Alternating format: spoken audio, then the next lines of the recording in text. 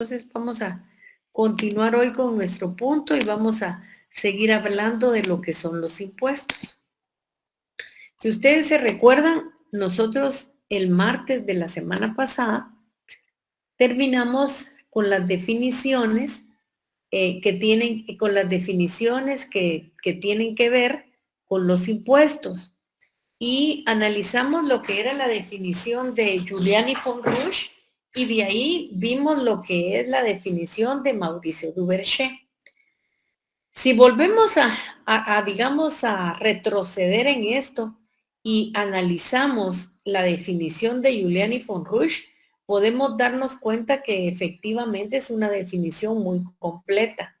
Y él dice que los impuestos son las prestaciones en dinero o en especie.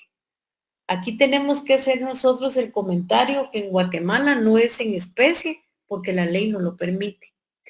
Exigida por el Estado en virtud del poder imperio a quienes se hallan en las situaciones consideradas por la ley como hechos imponibles. Eso es todo lo que hemos estado nosotros viendo de los impuestos a través de esta semana. Y Mauricio Duverger la hace un poco más concentrada y dice que es una obligación pecuniaria obtenida de los particulares autoritariamente. Y a ese poder imperio, a ese poder de coacción, él le denomina autoritariamente. Aquí también tenemos la definición de Seligman citado por Jaramillo. Y él dice que es el tributo obligatorio exigido por el Estado a los individuos para atender las necesidades del servicio público.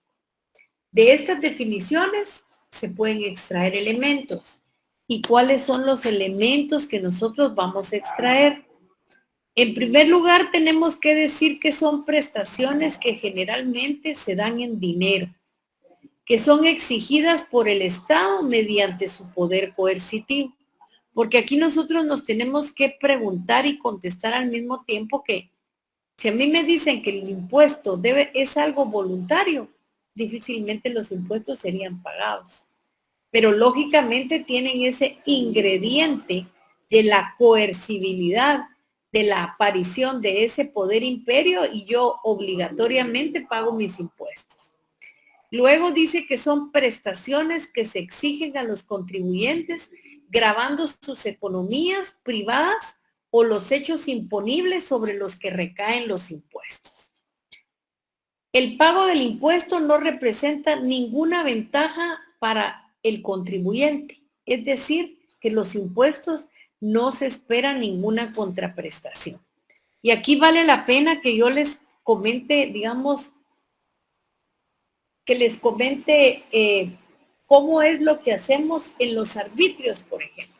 Cuando ustedes quieren instalar, o una tasa para algunas municipalidades, cuando ustedes quieren instalar un servicio de agua, lo primero que tienen que comprar es un derecho, que hoy se ha convertido en una paja de aguas, pero antes, unos años, podían comprar un cuarto, podían comprar media paja o lógicamente podían comprar una paja. Lo primero es poder comprar el servicio.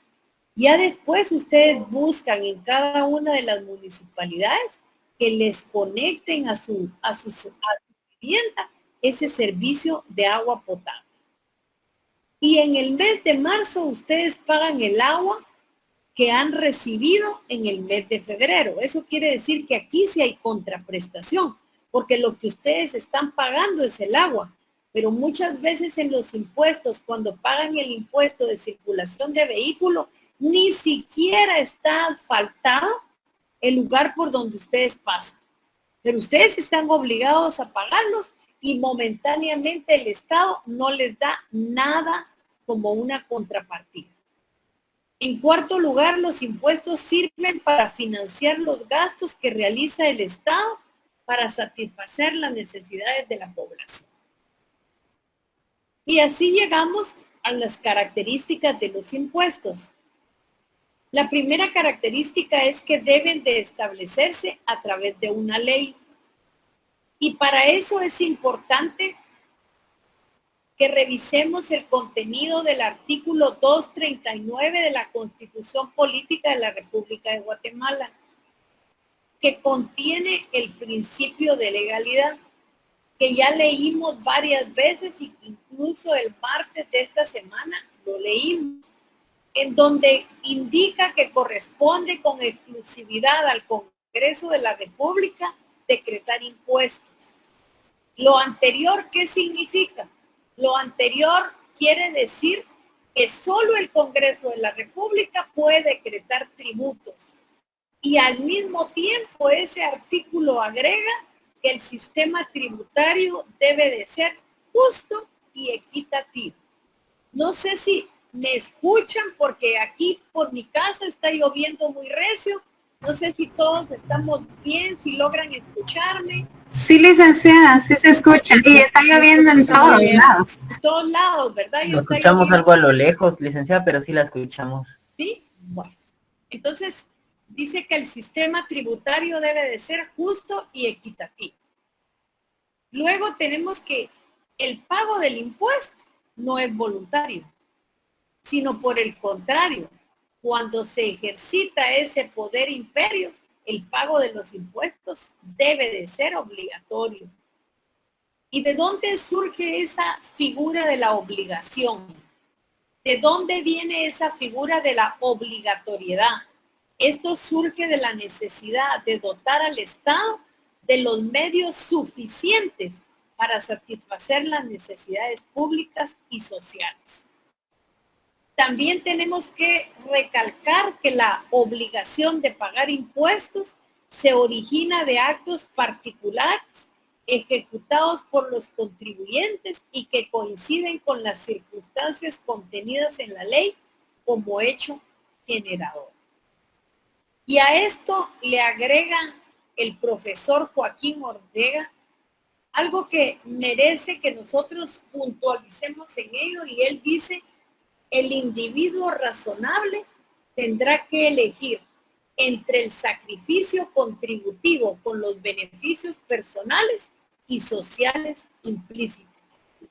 Aquí también tenemos que traer a colación y tenemos que subrayar el artículo 135 de nuestra Constitución Política de la República, en donde en el literal D señala como deber de todos los guatemaltecos contribuir al gasto público. Entonces yo les hago la siguiente pregunta: ¿cómo cumplimos nosotros con ese artículo 135 constitucional? O sea, ¿cómo es que nosotros contribuimos al gasto público? A ver, ¿cómo creen que nosotros contribuimos al gasto público? Pagando los impuestos. Ahí está, efectivamente, pagando los impuestos. Así es como nosotros contribuimos al gasto público, pagando los impuestos. También es importante, como una característica del impuesto, el impuesto debe de ser proporcional y equitativo. Y aquí nosotros nos hacemos la pregunta: ¿y cómo un impuesto es proporcional? ¿Qué significa eso? ¿Cómo debemos de entender que el impuesto sea proporcional? Esto significa que todos por igual, de la misma manera, todos aquellos individuos que se encuentran colocados en una misma situación y circunstancia, debemos de cumplir con nuestra obligación tributaria. No es que todos tengamos que pagar impuestos, no. Que todos por igual, de la misma manera, y que estemos colocados en una situación y circunstancia. O sea, todos pagamos IVA, todos debemos de pagar de la misma manera. No va a pagar uno el 1%, el otro no. Todos vamos a pagar el 12%.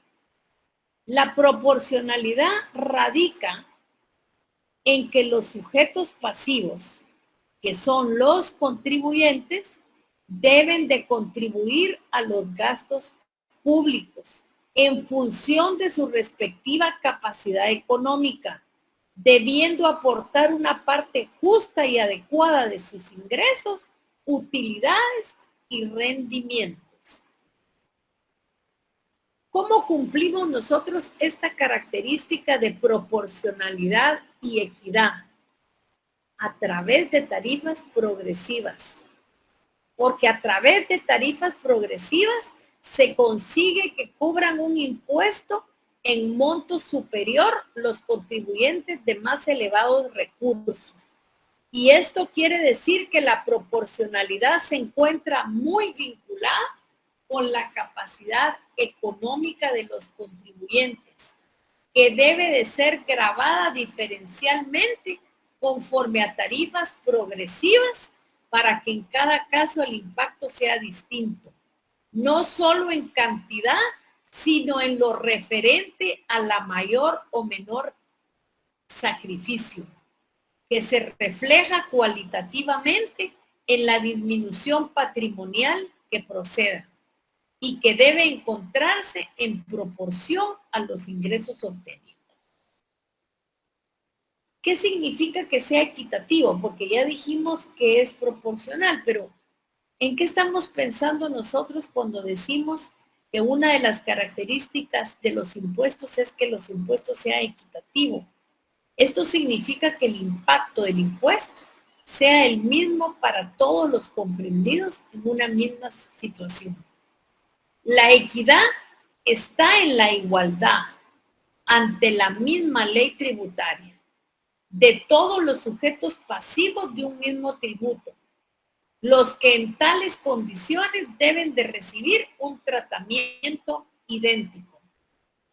Esto significa en consecuencia que los contribuyentes de un mismo impuesto deben guardar una situación de igualdad frente a la norma jurídica que la establece y la regula. La otra característica, la cuarta característica, es que se establece a favor de la administración activa, porque todos los impuestos que pagan los contribuyentes se destinan a cubrir el presupuesto del Estado. Por medio de ese presupuesto del Estado es que el Estado va a planificar la satisfacción de las necesidades de la población y va a buscar el tener el dinero suficiente que le permita esa satisfacción. Y aquí entonces nosotros volvemos a preguntarnos cuál es el objetivo de los impuestos. Ya vimos cuál es el objetivo de los tributos, pero ahora ¿cuál es el objetivo de los impuestos? Es proporcionar al Estado los recursos necesarios para el ejercicio de sus atribuciones. Vamos a ver la clasificación de los impuestos. Los impuestos se clasifican en directos e indirectos y es la clasificación más importante. Vamos a comenzar viendo los impuestos directos. Estos impuestos son los que inciden sobre cualquier manifestación de riqueza.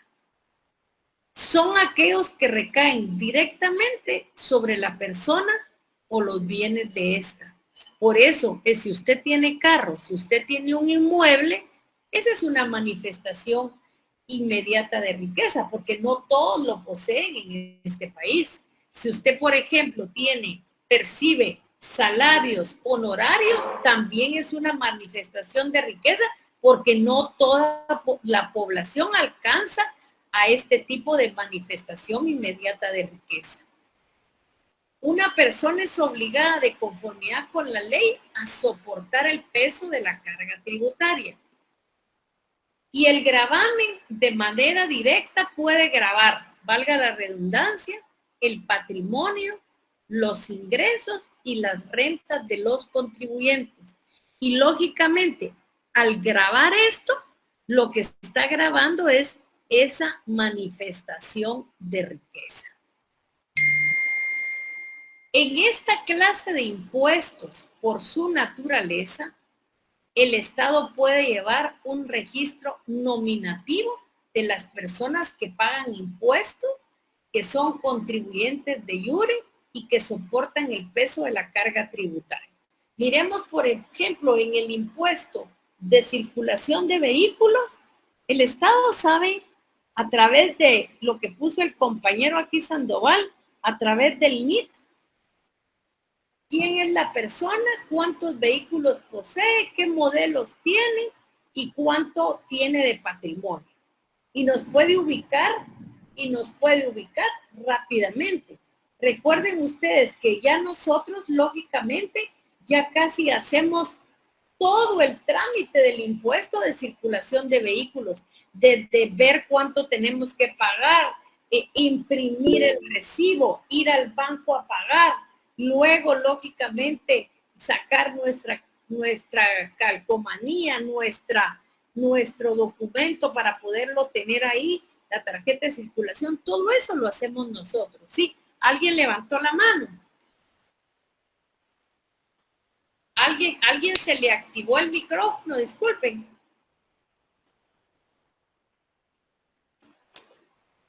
¿A alguien se le activó el micrófono? Disculpen.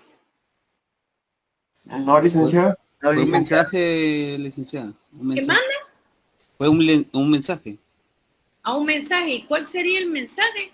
¿Lo puede leer? Que también aparece la dirección del contribuyente. Ah, ok. Muy bien. La dirección del contribuyente. Muchas gracias.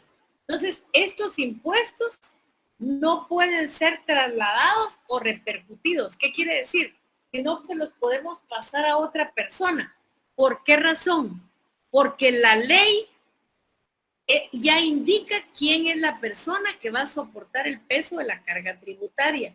En cambio, en los impuestos indirectos, si ustedes imaginan la fabricación de un zapato, aparece el distribuidor, luego, digamos, en primer lugar aparece el productor, el distribuidor, hasta llegar a quien hace el zapato y el consumidor final, y el impuesto ahí se va trasladando. ¿Y quién es el que lo paga? Nosotros los últimos, que somos los que usamos, compramos el zapato para usarlos. Pero esto no ocurre en los directos. ¿Y cuáles son los impuestos directos que nosotros tenemos en Guatemala? Los impuestos directos son impuestos sobre la renta, impuesto único sobre inmuebles, impuesto de circulación de vehículos terrestres, marítimos y aéreos e impuestos sobre herencias, legados y donaciones. También tenemos el impuesto de solidaridad que en un momento fue cobrado en Guatemala. También esto, pero eso lo vamos a ver más tarde. Entonces, ahora, ¿cuáles son las ventajas de los impuestos directos? Siempre ustedes ubiquen que son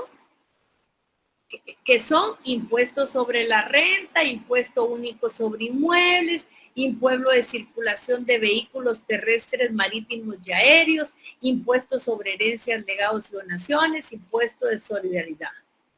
Ubiquen también que el Estado tiene un listado en donde conoce nuestro NIR, la dirección de nuestra vivienda, conoce cuáles son los vehículos que posee cada persona en particular. Entonces, las ventajas que presentan estos impuestos son, primero, que hay la renta cierta concebida con anticipación y sabe el Estado con cuál puede contar con certeza, con un poquitito de diferencia, porque lo que sí no sabe el Estado es cuántos vehículos nuevos van a comprar, pero todos los que compramos vehículos hasta el año 2022, el Estado sabe perfectamente qué vehículos tenemos, cuánto vamos a pagar de calcomanía y cuánto va a percibir el fisco de ese impuesto. También aquí, por tener esa lista, por tener esos datos en la Superintendencia de Administración Tributaria, la otra ventaja es que permite conocer al contribuyente. Y si conoce al contribuyente, la otra consecuencia es fiscalizar de manera su aporte fiscal, de manera continua y ordenada mediante listados específicos. Por su naturaleza, estos impuestos facilitan al Estado obtener sus recursos aún en épocas de crisis derivados de fluctuaciones económicas. Pero no solo de fluctuaciones económicas, nosotros acabamos de pasar una pandemia y esa pandemia significó crisis. Pero a pesar de eso pagamos nuestros impuestos y el Estado pudo agenciarse de los dineros necesarios para satisfacer las necesidades de la población. Pero como todo en la vida, hay ventajas y hay desventajas. ¿Y cuáles son las desventajas? Que son muy sensibles a los contribuyentes en razón de afectarlos directamente. Y así provocan en estos una reacción de supervigilancia del manejo de los fondos públicos. Aquí se deja un amplio sector de la población sin tributar. Por su firmeza no permite al Estado aumentarlo sin oposición. Díganme ustedes cuántas veces han oído que por presión de organismos internacionales el Estado lo que busca es poder aumentar el IVA. ¿Acaso lo han logrado? ¿Por qué no lo han logrado? Porque ha habido oposición y lógicamente eso es lo que no permite. La gente no está de acuerdo en que se le aumente el impuesto de esa manera. Y como consecuencia se limitan a una mayor percepción en un momento propicio para aumentar los impuestos. ¿Cuáles son los impuestos indirectos que serían los contrarios a los que vimos que son los directos?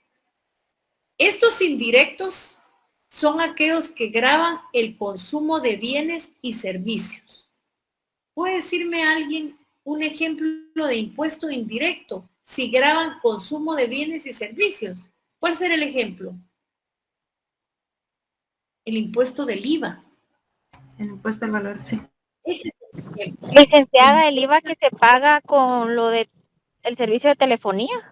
Todo. O sea, el impuesto se grava por muchas cosas. No hay 5 IVAs. Hay un IVA que grava el consumo de bienes y servicios. Estos impuestos indirectos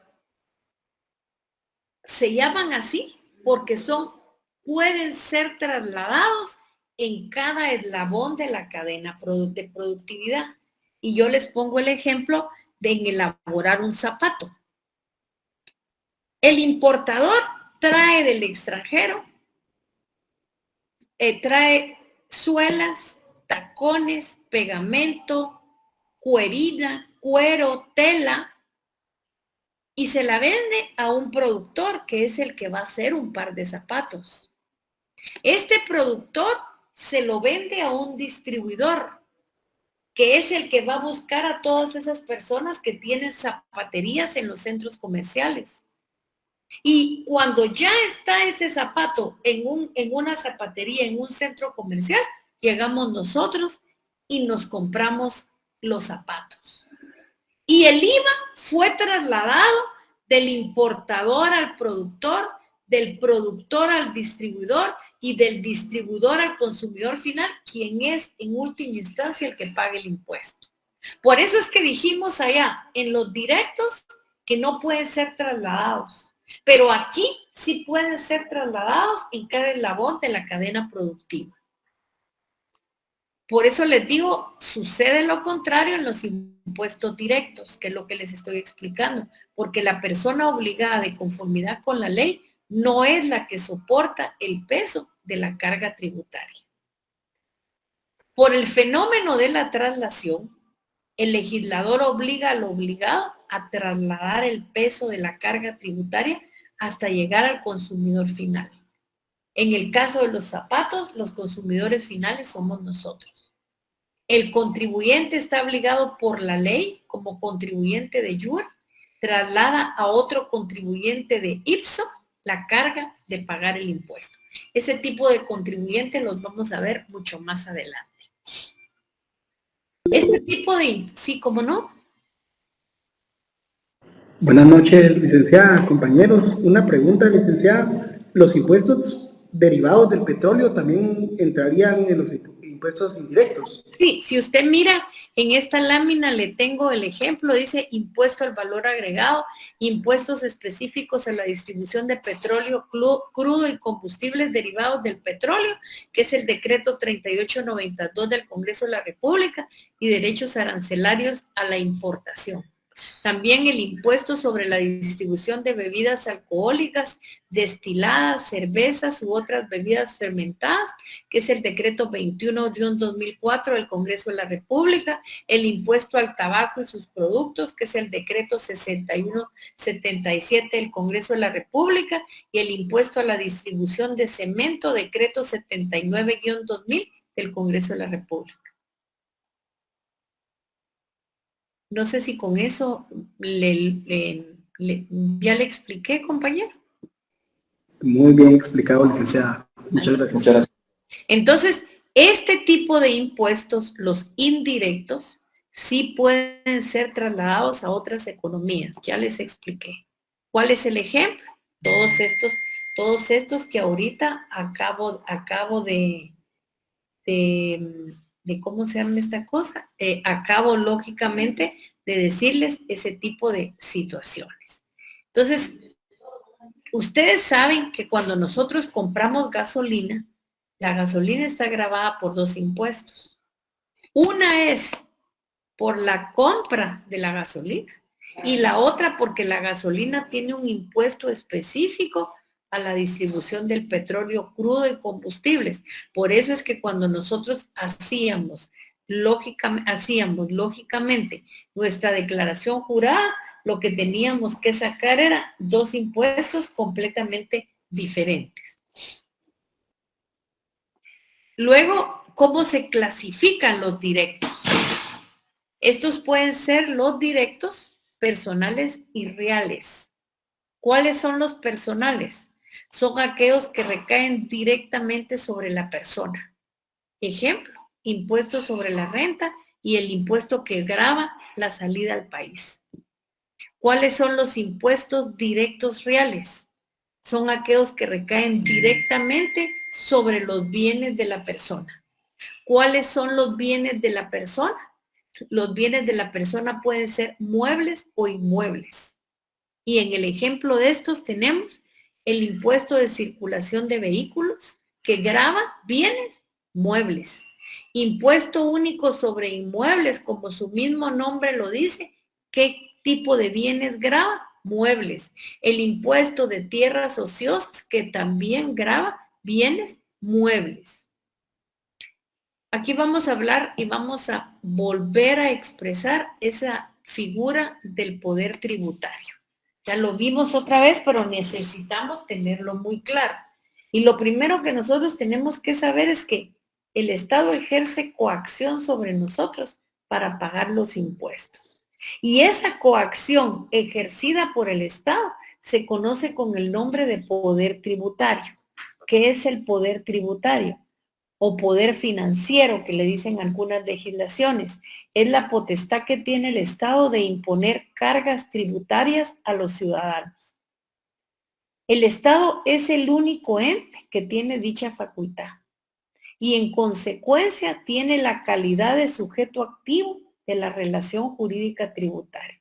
Si se recuerdan, yo les dije a ustedes que la relación jurídica tributaria tenía dos sujetos. Un sujeto pasivo, que es el contribuyente, y un sujeto activo, que es el Estado. ¿Quién nos coacciona? ¿Quién nos obliga a pago del impuesto? El Estado, a través de una entidad que creó en una ley, que es la Superintendencia de Administración Tributaria. Por eso, cuando se comenta, pero si la SAT lo único que hace es cobrar impuestos, pero si para eso está. Esa es la función de la SAT, cobrar impuestos. Entonces, el Estado es el único ente con dicha facultad y en consecuencia tiene la calidad de sujeto activo de la relación jurídica tributaria. Lo anterior a efecto de poder subsistir y cobrarlo. Esta situación está perfectamente reflejada en ese artículo 239 de la Constitución Política de la República de Guatemala, que ya hemos leído varias veces y que les pido que ustedes lean, por favor.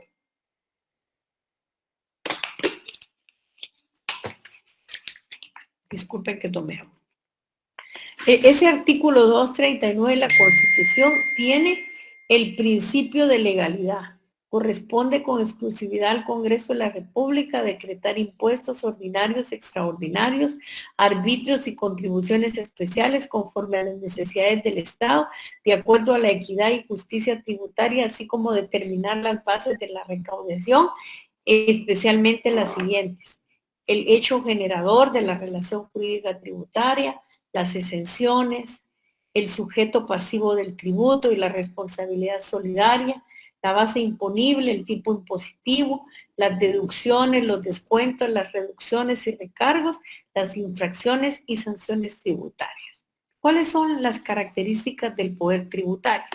Las características del poder tributario es donde la mayoría de los tratadistas se han puesto de acuerdo, y estas son que es abstracto, que es permanente, que es irrenunciable, que es indelegable, imprescriptible, originario y territorial. ¿Cuál es el abstracto? El abstracto es: no vemos la coacción, no vemos la fuerza, pero sí sentimos que existe un derecho para ser ejercitado.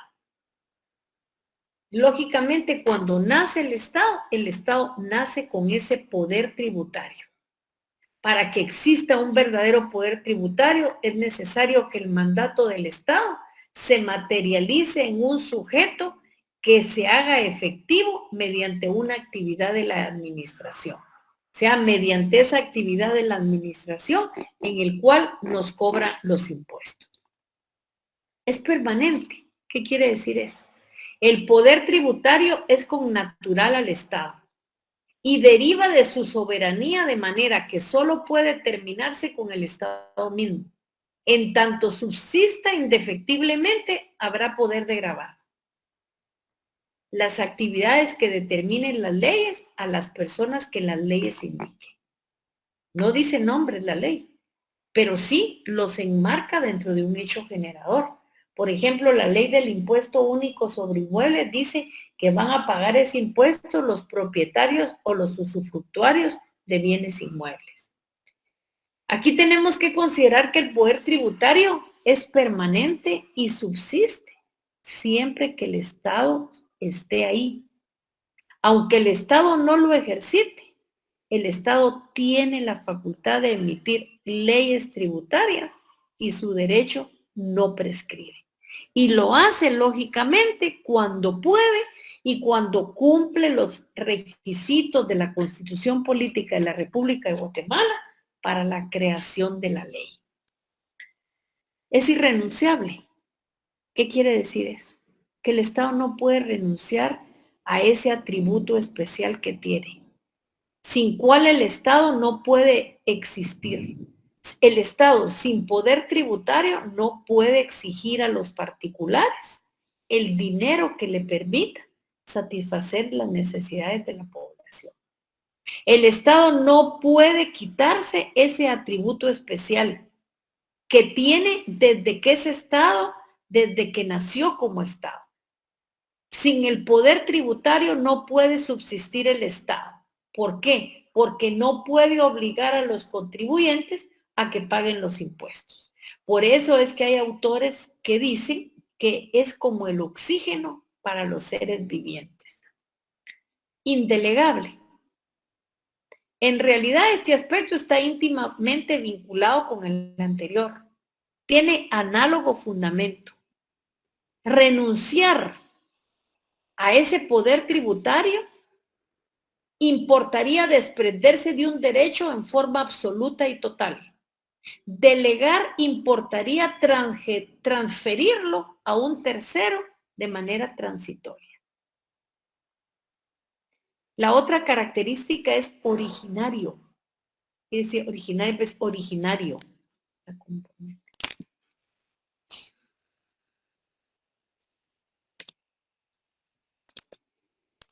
Originario. El poder tributario nace con el Estado mismo, no nace de nadie más. El Estado se forma, tiene soberanía y como con estas dos características tiene un poder tributario. Ese poder tributario que le permite coaccionar al contribuyente y que le permite poder cobrar impuestos y agenciarse de los dineros necesarios para satisfacer las necesidades de la población. Luego, el aspecto territorial. Ese poder tributario solo lo puede ejercer el Estado dentro del límite de los territorios del Estado. O sea, no va a pretender el Estado ir a cobrar impuestos a El Salvador, ni El Salvador va a pretender venir a cobrar impuestos a Guatemala. ¿Por qué? Porque está referido como a una característica a ese aspecto de territorialidad, porque el poder tributario se aplica en el territorio del país. Vengo un momentito, solo voy a conectar la computadora que ya se está yendo la pila. Un momentito.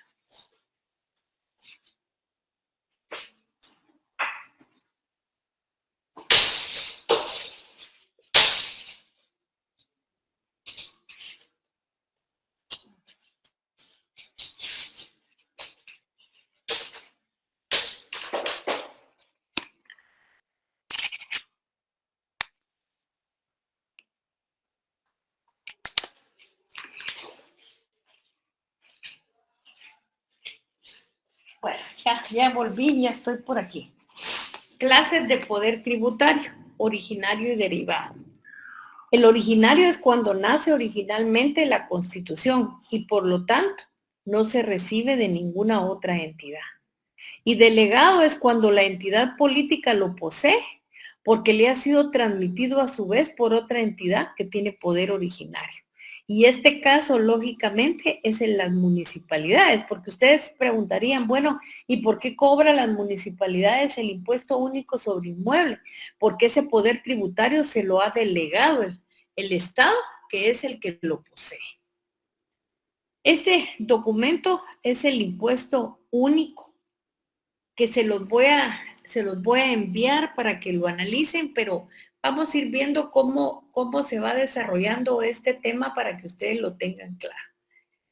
Si ustedes se recuerdan, en las elecciones pasadas había un partido de traje rojo que entre lo que nos ofrecía como plan de trabajo decía la creación de un impuesto único. ¿Qué es ese impuesto único? Pero no es ese impuesto único sobre inmuebles, no, un impuesto único. Y ese fue presentado como una novedad. Y se refiere a establecer un impuesto único que proporcione al Estado todos los recursos necesarios que necesita y que sustituya los diversos gravámenes existentes, con la ventaja de ser simple el costo de la recaudación. Pero el inconveniente aquí sería que para el Estado es muy fácil la recaudación, pero para los contribuyentes es muy difícil pagarlo, porque si se suma todos los impuestos, sería un impuesto demasiado alto. Entonces, a lo largo del tiempo se han dado muchas situaciones. O sea, no es un impuesto que ahorita se quiera poner porque ahorita apareció, no. Este es un impuesto que ya se tenía hace tiempo. Y digamos, en el siglo XV, Juan Bovino sostuvo que además de impuestos aduaneros, solo debería de existir en Francia un gran impuesto al rédito. Lógicamente, Juan Bovino era un francés.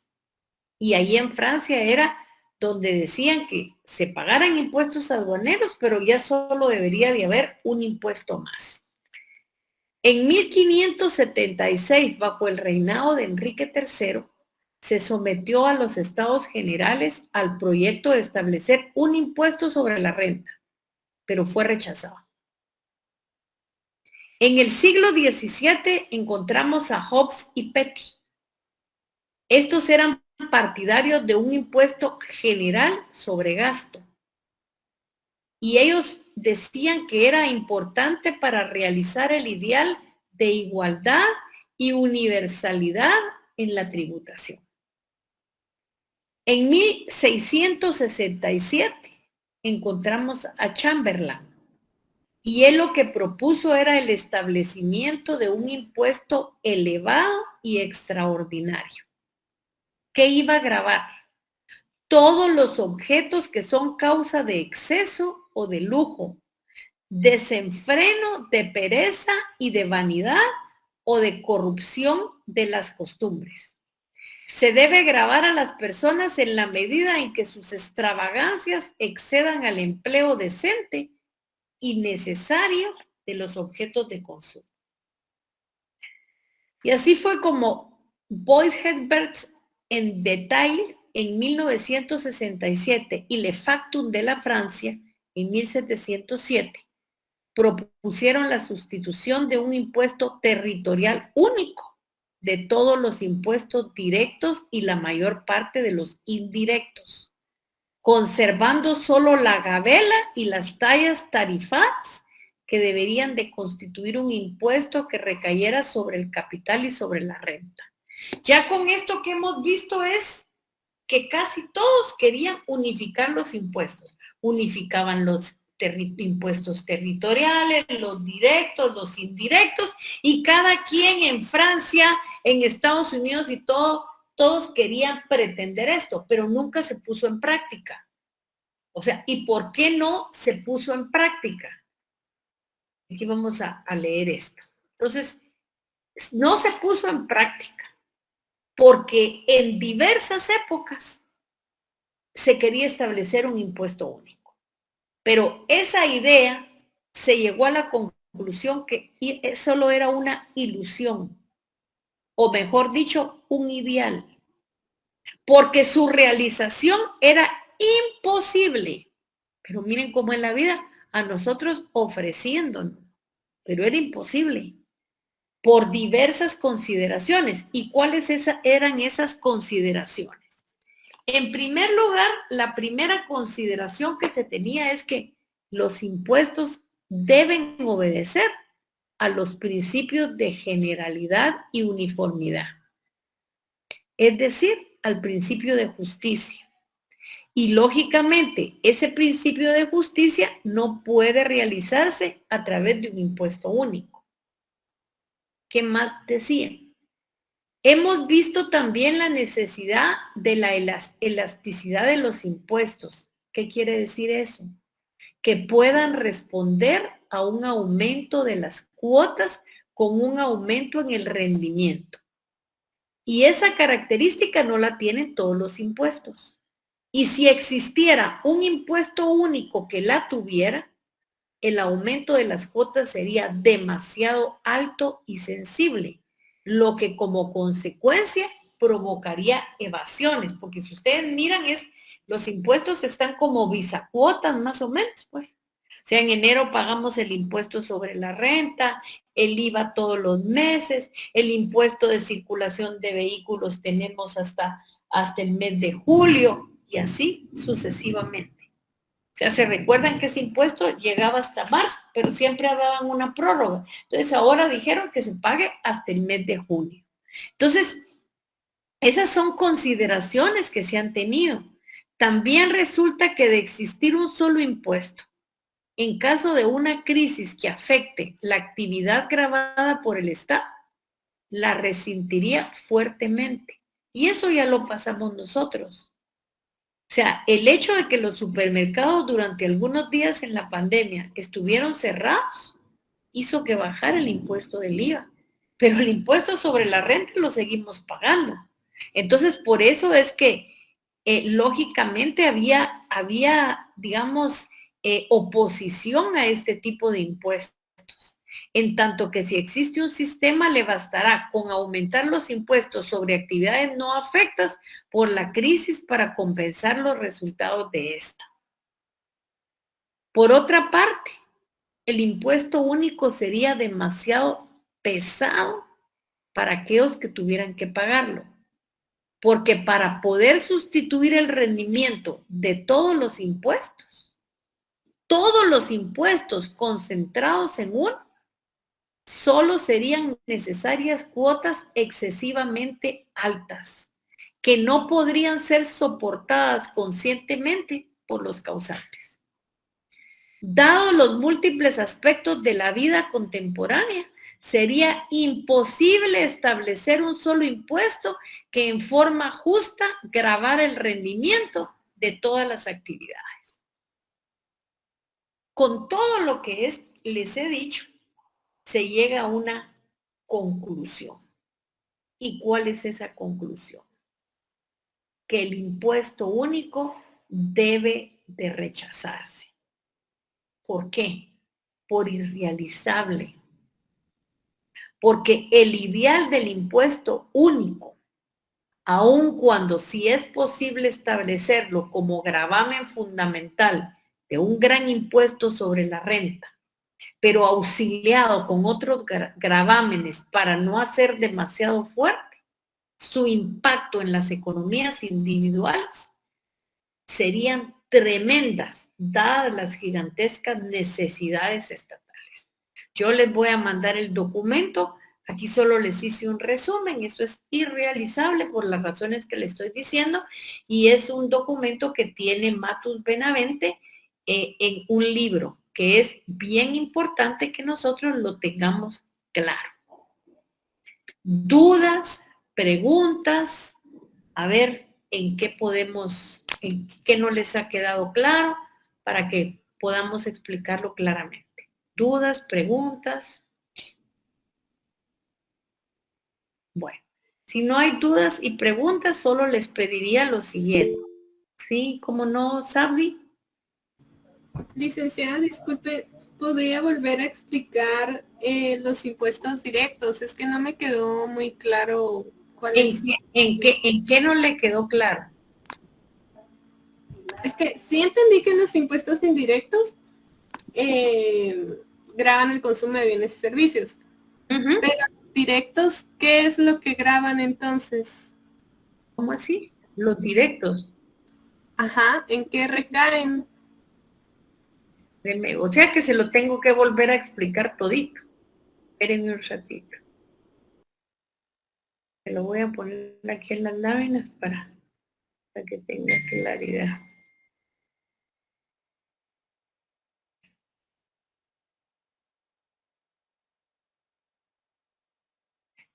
Entonces, ¿cuáles son los impuestos directos? Primero, inciden sobre cualquier manifestación de riqueza.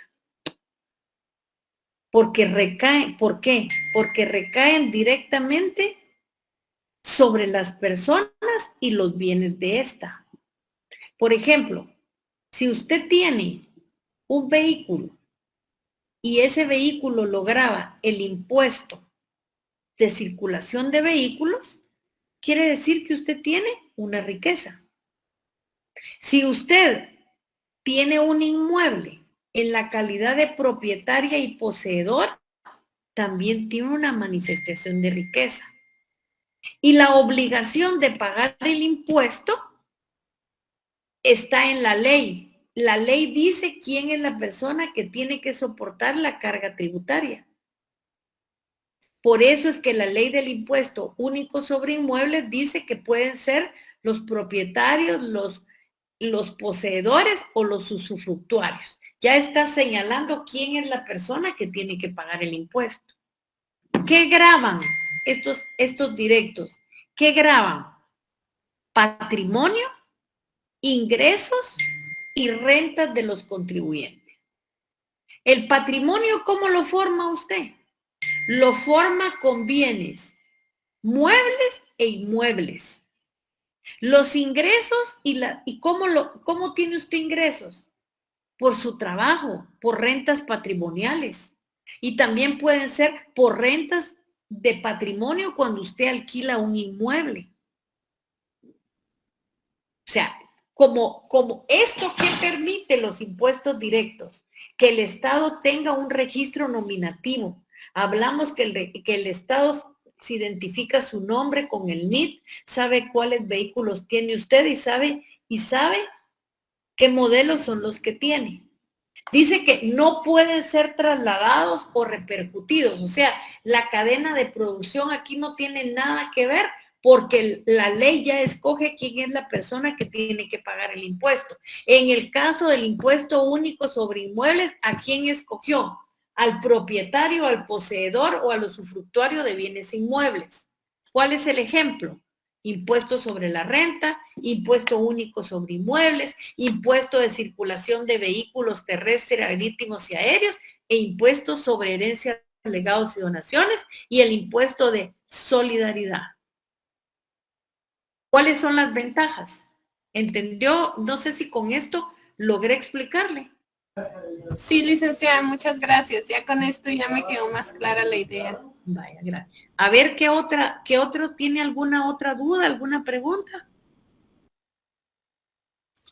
No hay dudas, preguntas. Licenciada, buenas noches. Solo Buenas para noches. aportar, en mi opinión, pues considero que el impuesto único no se puede dar, ya que en el sentido de que todas las personas de un estado no tienen la misma riqueza, se podría decir, para poder pagar el impuesto único, ¿verdad? Y sería demasiado cargado, sería demasiado cargada la tasa que se tendría que pagar porque es, digamos, porque es la reunión de todos los impuestos que se pagan en este momento. Sí, así Claro, es, y como es una obligación ya del Estado, ¿verdad? así Entonces es, ya se tendría un poco más de pobreza, ¿verdad? Dentro de las personas que no pueden pagar. así es. Cabal, como usted lo está diciendo. Sí, Andoni Emanuel. Sí, licenciada. Entonces, solo para ser un poco puntuales en lo que explicó de los impuestos directos, una de sus características entonces podría ser que son personales y reales. Así es, así se dividen los impuestos, si se recuerda donde nosotros vimos una filmina, dijimos que los indirectos son personales y reales, exactamente así como usted lo está diciendo. Muy bien, licenciada, muchas gracias. ¿Alguna otra duda, alguna pregunta? Bueno, entonces, ¿qué les queda, por favor? Para los que no han terminado de leer la Ley Orgánica del Banco de Guatemala, terminarla de leer, terminar de hacer el laboratorio, porque ya les voy a trasladar el nuevo laboratorio que es de la ley monetaria y lo tienen que trabajar también para poder ver todas las dudas que puedan tener la semana entrante. Si ya no hay nada más, nos quedamos aquí.